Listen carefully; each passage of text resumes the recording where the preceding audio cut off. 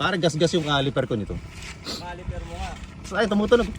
Ano nga pala yan, ano? Caliper yan.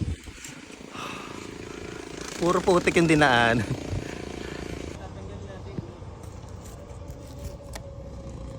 Oo nga, magandang idea yun ah. Tanggalin natin gulong. Ayan, ang kinalabasan. Mahirap. Ayan o, mga namumroblema o. Tingnan o. Tingnan nyo naman, kitang samantalang ito o. Tingnan nyo yung clearance. Kasya 40. Kasya 40 eh. Ito sabi sayad o. Guys, wala tayo sa Rizal ah. Nandito tayo sa Bulacan. Look at. Guys, katabi sa pagtulog yan. Ito, pinutikan.